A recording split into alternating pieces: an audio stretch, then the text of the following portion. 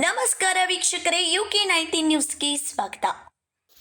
ಜಾತಿ ಎಂಬುದು ಕೇವಲ ರಾಜಕಾರಣಿಗಳಲ್ಲಿ ಮಾತ್ರ ಇದೆ, ಮಠಗಳಲ್ಲಿ ಅಲ್ಲ. ನಮ್ಮ ಕನ್ನಡ ನಾಡುನುಡಿ ಒಳ್ಳೆಯ ಸಂಸ್ಕೃತಿ ಸಂಸ್ಕಾರದಿಂದ ಕೂಡಿರಲು ಮಠಗಳೇ ಕಾರಣ ಎಂದು ಬಿಜೆಪಿ ರಾಜ್ಯ ಘಟಕದ ಅಧ್ಯಕ್ಷ BY ವಿಜಯೇಂದ್ರ ಅಭಿಪ್ರಾಯಪಟ್ಟರು.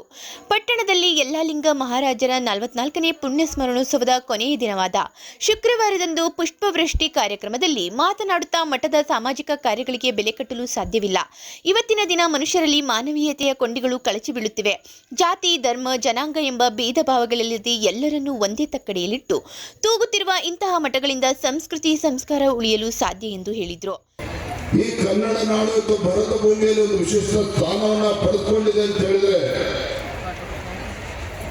ಅದಕ್ಕೆ ಕಾರಣ ಈ ನಾಡಿನಲ್ಲಿರ್ತಕ್ಕಂಥ ಜಗದ್ಗುರುಗಳು, ಪರಮ ಪೂಜ್ಯ ಸ್ವಾಮೀಜಿಗಳು ಅನ್ನೋದನ್ನೇ ಸಂದರ್ಭ ಹೇಳಕ್ಕೆ ಇಷ್ಟಪಡ್ತೇನೆ. ವೇದಿಕೆಯಲ್ಲಿರ್ತಕ್ಕಂಥ ಅನೇಕ ಹಿರಿಯರು ಮಾತನಾಡ್ತಾ ಸದ್ಗುರು ಯಲ್ಲಾಲಿಂಗ ಮಹಾಪ್ರಭುಗಳವರ ಮಹಿಮೆಯನ್ನ, ಹಿಂದಿನ ಪರಮ ಪೂಜ್ಯರ ಬಗ್ಗೆ,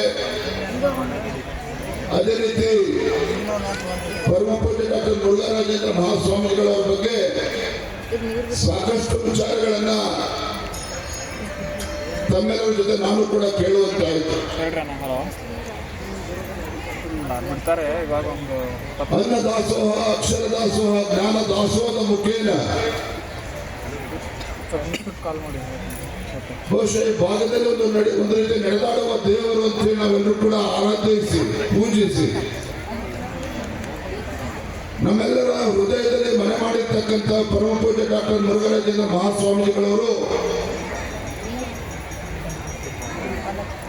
ಈ ಮಠಕ್ಕೆ ಆಸರೆಯನ್ನು ಹುಡುಕೊಂಡು ಬಂದು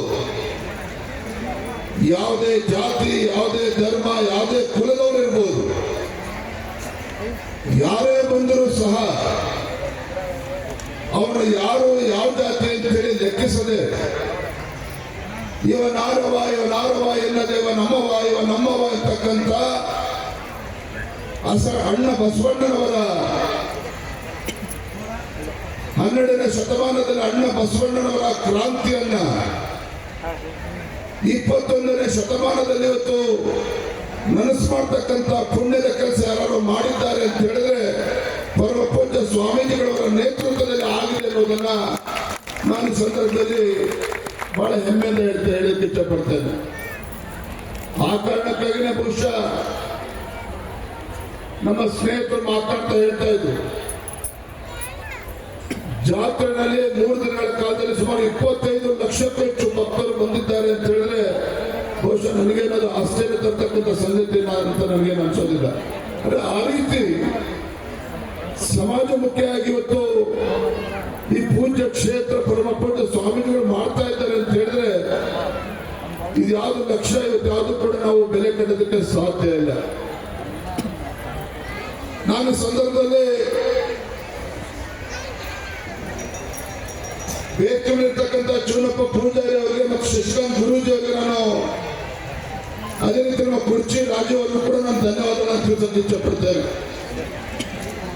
ನಮ್ಮ ಸುಭಾಷ್ ಪಾಟೀಲ್ ಅವರು ಕೂಡ ಇದ್ದಾರೆ. ಬಹುಶಃ ಕಳೆದ ತಿಂಗಳು ಏನು ಗುರುಲಾಪುರ ಕ್ರಾಸ್ನಲ್ಲಿ ಈ ಭಾಗದ ರೈತರು, ಕಬ್ಬು ಬೆಳೆಗಾರರು, ರೈತ ಸಂಘಟನೆಗಳ ಎಲ್ಲರ ನೇತೃತ್ವದಲ್ಲಿ ಹೋರಾಟವನ್ನು ಕೈಗೆತ್ತಿಕೊಳ್ಳದೆ ಹೋಗಿದ್ದಿದ್ರೆ ನಾನು ಅವತ್ತು ಬಂದು ಈ ಭಾಗದಲ್ಲಿ ಕಬ್ಬು ಬೆಳೆಗಾರರಿಗೆ ಹೋರಾಟಕ್ಕೆ ಬೆಂಬಲವನ್ನು ಕೊಡ್ತಕ್ಕಂಥ ಸಂದರ್ಭ ಸೃಷ್ಟಿ ಆಗ್ತಾ ಇರಲಿಲ್ಲ. ಅಷ್ಟೇ ಅಲ್ಲ, ನನ್ನ ಸೌಭಾಗ್ಯ ಏನಪ್ಪಾ ಅಂತ ಹೇಳಿದ್ರೆ ಬೆಂಗಳೂರಿನಲ್ಲಿ ನನ್ನ 50 ವರ್ಷದ ಹುಟ್ಟುಹಬ್ಬವನ್ನು ಆಚರಣೆ ಮಾಡಬೇಕು ಅಂತೇಳಿ ಎಲ್ಲರೂ ಕೂಡ ತಯಾರಾಗಿ ಕೂತಿದ್ರು ಕಾರ್ಯಕರ್ತರು. ಸಾವಿರಾರು ಸಂಖ್ಯೆಯಲ್ಲಿ ರಾಜ್ಯದ ಮೂಲೆಗಳಿಂದ ಕಾರ್ಯಕರ್ತರು ಬಂದಲ್ಲಿ ಹುಟ್ಟುಹಬ್ಬ ಆಚರಣೆ ಮಾಡಬೇಕು ಅಂತೇಳಿ ಬಂದಿದ್ರು. ಅದು ನನ್ನ ಪೂರ್ವಜನ್ಮದ ಪುಣ್ಯ ಅಂತ ಹೇಳಿದ್ರೆ ಪರಮ ಪೂಜ್ಯ ಸ್ವಾಮೀಜಿಗಳವರ ಆಶೀರ್ವಾದದಿಂದ ಆ ಗುರುಲಾಪುರದ ಕ್ರಾಸ್ನಲ್ಲಿ ಏನೋ ರೈತರು ಹೋರಾಟವನ್ನು ಮಾಡ್ತಾ ಇದ್ರು, ಅಂತ ಕಬ್ಬು ಬೆಳೆಗಾರರ ಜೊತೆ ನನ್ನ ಜನ್ಮದಿನವನ್ನು ಆಚರಣೆ ಮಾಡಿದ್ದೇನೆ ಅಂತ ಹೇಳಿದ್ರೆ ನನ್ನ ಜೀವನದಲ್ಲಿ ಮರೆಯಲಾದಂತಹ ಕ್ಷಮ ಅಂತ ಹೇಳಲಿಕ್ಕೆ ಬರ್ತೇನೆ. ಪೂಜ್ಯ ತಂದೆಯವರು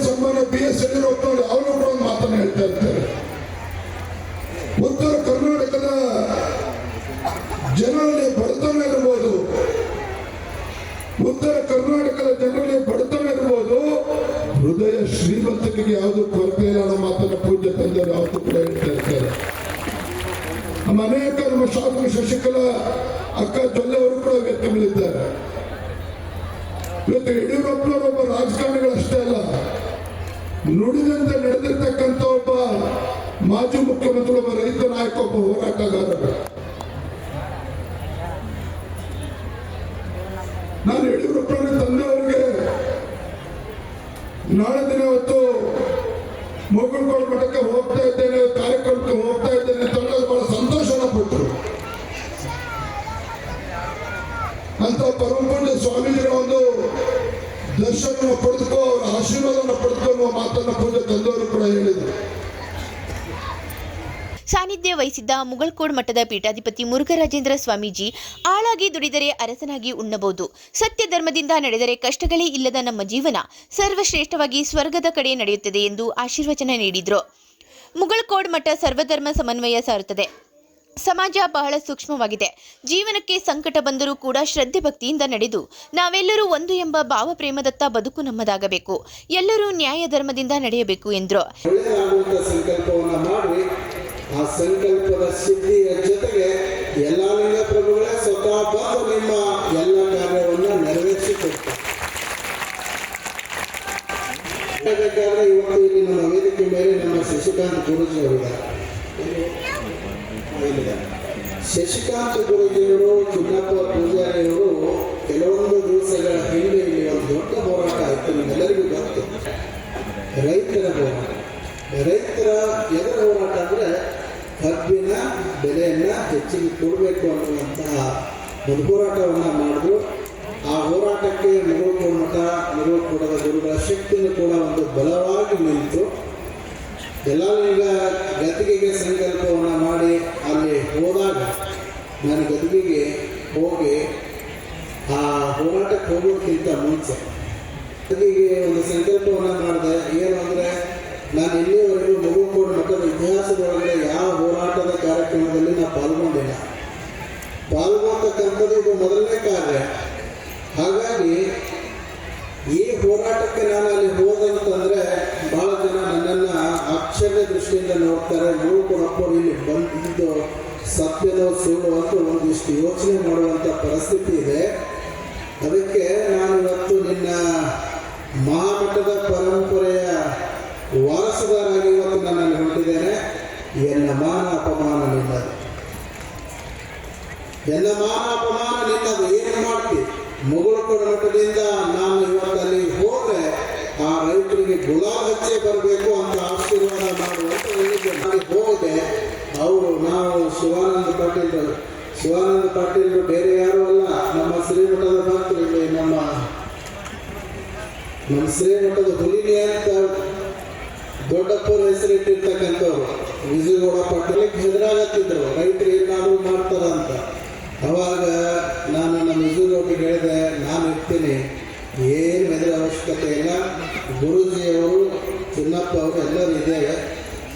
ಮಂತ್ರಿಗಳು ನಿರ್ಭಯದಿಂದ ಬರಲಿ, ಅವರಿಗೆ ಕೂದಲು ಧಕ್ಕೆ ಆಗಲಾಗ ನಾವು ನೋಡ್ಕೊಳ್ತೇವೆ ಅನ್ನುವಂಥ ಮಾತನ್ನು ಹೇಳಿದಾಗ ಮಂತ್ರಿಗಳು ಬಂದರು. ಹೋಗಿ ಎಲ್ಲ ರೈತರಿಗೆ ಒಂದು ಭರವಸೆಯ ಮಾತುಗಳನ್ನು ಹೇಳಿದೆ. ಹೋಗಿ ವೇದಿಕೆಗೆ ಮಾತನಾಡಿ 24 ಗಂಟೆ ಆಗಿರಲಿಲ್ಲ, 22ನೇ ಗಂಟೆಗೆ ಕರ್ನಾಟಕ ಸರ್ಕಾರ 3,300 ರೈತರಿಗೆ ನಿಗದಿ ಬೆಲೆ ಮಾಡಿ ಭಾವನೆಯ ಸಂಕಲ್ಪ ಆಗಿದ್ರೆ ಇವತ್ತು ಬರೀ ಗುರ್ಲಾಪುರದಲ್ಲಿ ಅಷ್ಟೇ ಅವರು ಹೋರಾಟ ಮಾಡಿದ್ರು. ರಾಜ್ಯದ ಎಲ್ಲ ರೈತರಿಗೆ ಆ ನ್ಯಾಯ ಸಿಕ್ತು. ಹಾಗೆ ನಿಮ್ಮ ಸಂಕಲ್ಪ ಹೇಗಿರಬೇಕು ಅಂದರೆ ನಿಸ್ವಾರ್ಥ ಭಾವನೆಯ ಸಂಕಲ್ಪ ಇರಬೇಕು. ಆ ರೈತರಿಗೆ ಹೇಗೆ ನ್ಯಾಯ ಸಿಕ್ಕಿದೆ ಹಾಗೆ ನಿಮ್ಮ ಮುಖಾಂತರ ನಿಸ್ವಾರ್ಥ ಭಾವನೆಯ ಸಂಕಲ್ಪವನ್ನು ನೀವು ಮಾಡಿಕೊಂಡು ಹೋಗಿದ್ದೆ ಆದರೆ ಗುರುಗಳು ನಿಶ್ಚಿತವಾಗಿ ಆ ಕಾರ್ಯವನ್ನು ನೆರವೇರಿಸಿಕೊಡ್ತಾರೆ ಅನ್ನುವಂಥ ಮಾತನ್ನು ಈ ಸಂದರ್ಭದಲ್ಲಿ ಹೇಳಿ ಇವತ್ತು ಇದೇ ವೇಳೆ ಶ್ರೀಗಳು ಬಿಜೆಪಿ ರಾಜ್ಯ ಘಟಕದ ಅಧ್ಯಕ್ಷ ಬಿವೈ ವಿಜೇಂದ್ರ ಅವರ ಸಮ್ಮುಖದಲ್ಲಿ ಯಲ್ಲಾಲಿಂಗ ಮಹಾರಾಜರ ಕರ್ತೃಗದ್ದುಗೆಯ ಶಿಖರಕ್ಕೆ ಪುಷ್ಪವೃಷ್ಟಿ ನೆರವೇರಿಸಿದರು. ಬಿವೈ ವಿಜಯೇಂದ್ರ ಬಿಜೆಪಿ ರಾಜ್ಯ ಪ್ರಧಾನ ಕಾರ್ಯದರ್ಶಿ ಪಿ ರಾಜೀವ್, ಶಾಸಕ ಮಹೇಂದ್ರ ತಮ್ಮಣ್ಣವರ್ ಅವರು ಭಕ್ತರ ಸಮ್ಮುಖದಲ್ಲಿ ಶ್ರೀಗಳಿಗೆ ಸುವರ್ಣ ಕಿರೀಟ ತೊಡಿಸಿದರು. ಶಾಸ್ತ್ರೋಕ್ತವಾಗಿ ಪಾದಪೂಜೆ ಸಲ್ಲಿಸಿದರು. ಅಲ್ಲಮಪ್ರಭು ಪಾಟೀಲ್, ಶಶಿಕಲಾ ಜೊಲ್ಲೆ, ಕೆಡಿಸಿಸಿ ಬ್ಯಾಂಕ್ ನಿರ್ದೇಶಕ ರಮೇಶ್ ಕತ್ತಿ ಮಾತನಾಡಿದರು. ಶ್ರೇಗುಣಿಸಿ ವಿರಕ್ತ ಮಠದ ಮಹಾಂತ ಪ್ರಭು ಸ್ವಾಮಿಗಳು, ಮುದಗಲ್ಲದ ಮಹಾಂತ ಶಿವಯೋಗಿಗಳು, ಯಶವಂತ ಗೌಡ್ ಪಾಟೀಲ್, ತಿಪ್ಪಣ್ಣಪ್ಪ ಕಲ್ಲಾಪಗೋಳ್ ಮಾತನಾಡಿದರು. Bureau report UK19 news, Chikkodi.